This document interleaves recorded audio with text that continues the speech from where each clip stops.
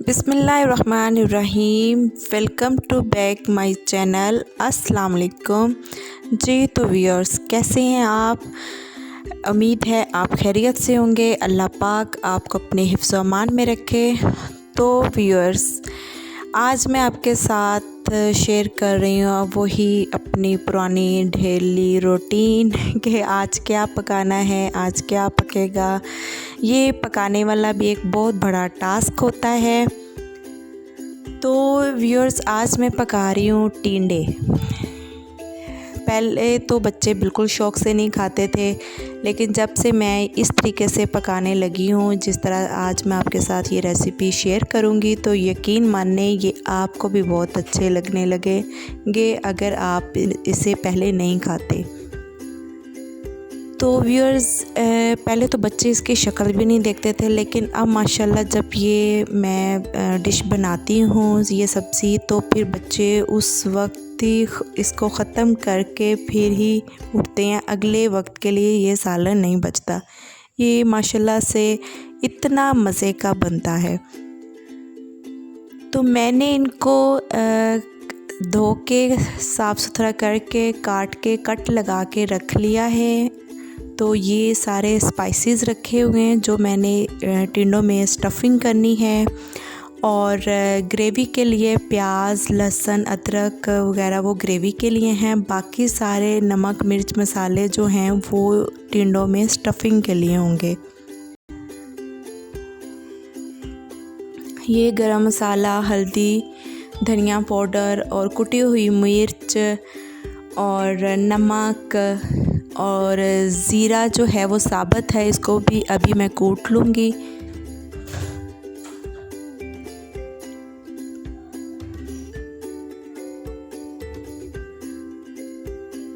Viewers, मुझे जो है ये ब्लेंडर, ग्राइंडर, ये इस तरह की मशीनरी में इतने मुझे पसंद नहीं है और मुझे बहुत सुस्ती भी होती है कि मैं निकाल लूँ, ये करूँ। तो ये जो है ये पुराना हमारा जो तरीका है कूंडी डंडे वाला, ये मुझे बहुत पसंद है और मैं इसी से करती हूँ। और यकीन माने इससे खानों का टेस्ट भी बहुत अच्छा आता है। तो ये मसाले मैंने सब मिक्स कर लिए हैं। अब मैं टिंडों में इसकी स्टफिंग कर दूँगी। तो आज है जुमातुल मुबारक। सुबह मैंने आपके साथ अपना नाश्ते की रूटीन भी शेयर की थी कि हम लोग ने क्या नाश्ता किया है, कैसे बनाया है। तो ये हमारा लंच है।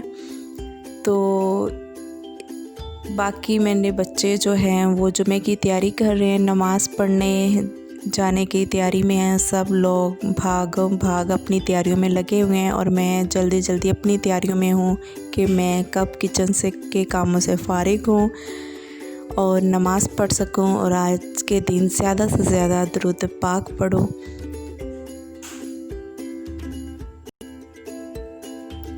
तो ये एक एक करके आप इसमें स्टफिंग करते जाएं, चम्मच से भरते जाएं। अगर मसाला नीचे गिर भी रहा है तो कोई बात नहीं, वो बाद में दोबारा दूसरे जो टिंडे बाकी बच गए हैं उसमें जो है ऐड कर लेंगे।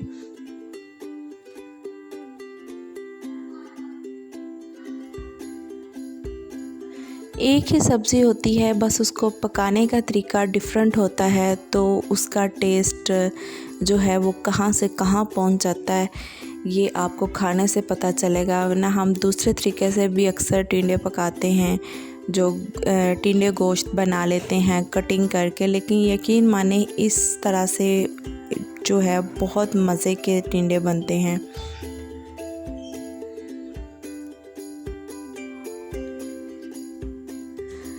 तो मेरी एक सब्सक्राइबर ने जो है फरमाइश की थी कि आप रोज़ जो है नमकीन चीज़ें बनाती हैं, कभी कोई नमकीन चीज़ तो कभी कोई। तो मैं उसके लिए आजकल में 1-2 दिन के अंदर अंदर कोई ना कोई मीठा जो है ज़रूर शेयर करूँगी बना के। तो मीठी डिश बनाने वाली हूँ, लेकिन मैं अपनी उस बहन से, प्यारी स्वीट बहन से कहूँगी कि मेरे घर में आई थिंक 6 माह तक भी निकल जाते हैं, कभी कोई मीठा बनता ही नहीं, क्योंकि इतना मेरे बच्चे पसंद नहीं करते और मुझे भी नहीं पसंद। मेरा ख्याल है कि साल में कोई 2-3 बार कोई मीठी डिश बनती है या ईद पे तो इतना कम मीठा हम लोग खाते हैं। जब भी कोई रेसिपी ट्राई करनी हो, कोई डिश बनानी हो, तो यकीन माने वो मीठे की डिश जो है वो माइंड में आती ही नहीं है। हालांकि सब कुछ होता है, खाना चाहिए। और मुझे ये नहीं है कि मुझे कुछ मीठे में बनाना नहीं आता। मैं आपके साथ जब शेयर करूँगी तो आपको वो भी बहुत पसंद आएंगी। तो यहाँ पे जी मैं प्याज को फ्राई कर रही हूँ, उसमें लहसुन अदरक भी डाल दिया है।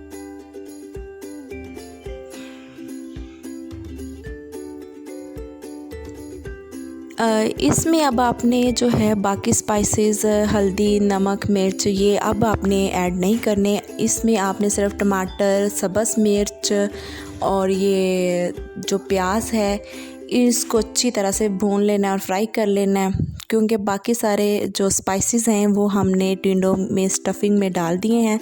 अब हम इनको 1 बाय 1 सीधा सीधा आराम से डालते जाएंगे और इनको ज़्यादा हिलाना भी नहीं है, ताकि ये अभी इसमें मसाला अभी से बिल्कुल निकल जाए। और अगर हम पानी भी डालेंगे तो टिंडों के ऊपर नहीं डालेंगे, साइड से कढ़ाई के जो है ना थोड़ा सा पानी डालेंगे। और इतना पानी भी नहीं, ज़रूरत नहीं है, बस जस्ट थोड़ा सा पानी डालेंगे। कप का चौथाई हिस्सा पानी डाल दें, तो ताकि ये स्टीम बनी रहे और ये अपनी ही स्टीम में फिर जो है ये गल जाए। और 15 से 20 मिनट लगेंगे इनको। तो जी हमारी फिर सब्ज़ी तैयार है।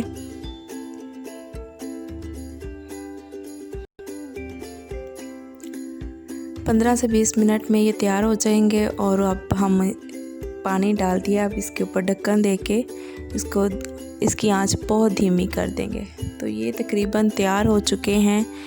बस 5 मिनट मज़ीद मैं इसको दम पे रख दूँगी और ऊपर धनिया भी छिड़क दूँगी।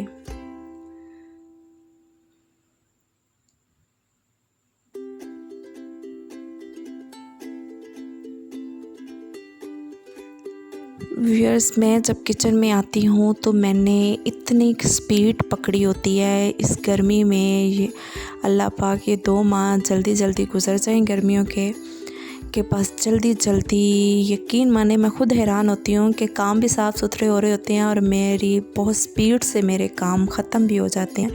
मैंने टाइम नोट कर लेती हूँ सारे कामों को देख के कि अब ये किचन में इतने काम हैं तो ये कितनी देर में हो जाएंगे। तो जितना टाइम मैंने सोचा होता है उससे 15-20 मिनट पहले से ही मैं इतनी स्पीड से काम करती हूँ, इतनी गर्मी से भागती हूँ। तो अपने काम जो है ना मैं ख़त्म कर देती हूँ और काम में ज़्यादा बढ़ने भी नहीं देती। हाथ के हाथ जो काम है वो समेट लिया, कर लिया, क्योंकि फिर काम अगर ज़्यादा बढ़ जाए तो फिर ज़्यादा लंबा चौड़ा हो जाता है। तो साथ साथ किचन की साफ़ सुथराई का भी बहुत ख्याल रखना होता है। तो ये मैं आटे में नमक डाल के आटा गूंद रही हूँ। तो रोटी मैं नहीं बनाऊँगी। रोटियाँ जो हैं वो घर के पास एक तंदूर है, वो भाई घर आके बार बार कह रहा होता है, उसकी भी रोज़ी रोटी का सवाल है कि प्लीज़ बाजी आप गर्मियों में रोटी घर में ना बनाया करें, मेरे तंदूर से लगवाया करें। तो मैं उस बेचारे से लगवा लेती हूँ।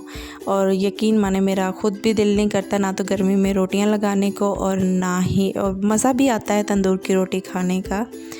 तो ये मैंने जो थोड़े बहुत बर्तन हुए थे कुकिंग करते हुए वो मैंने धो डाले हैं सब। मैं देख रही हूँ कि कोई ऐसा काम बाकी ना बचे जो रह जाए। मैं आराम से फिर शावर लेके तो नमाज़ पढ़ लूँ। तो फिर मैं दोपहर का खाना खाने के बाद लंबा हमारा स्टे होता है। फिर शाम की जो रात का खाना होता है वो मगरिब के बाद। तो फ्रिज को भी चेक कर लूँगी कि फ़्रिज में बर्फ़ के कटोरे रखे हुए हैं कि नहीं रखे, कि रखने वाले हैं तो वो मैं रखती जाऊँगी।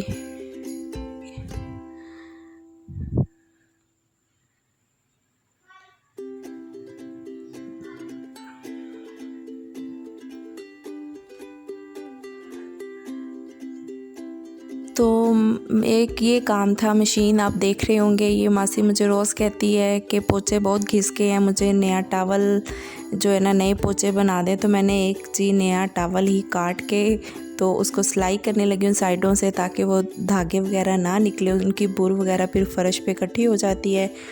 तो वो सिलाई करके वो भी रख दूँ। जितने भी काम हैं जिनमें बहुत पसीना आने वाला है और गर्मी से, तो वो मैं फिर आराम से पंखे के नीचे बैठ जाऊँ। तो ये जी मैंने आज अभी ये ड्रेस पहनने लगी हूँ और यकीन माने मुझे जल्दी मैंने इस्त्री की है, सही तरह से, जिस तरह का भी हुआ है खैर है। बस नमाज का वक्त निकल रहा है। ओके व्यूअर्स, फिर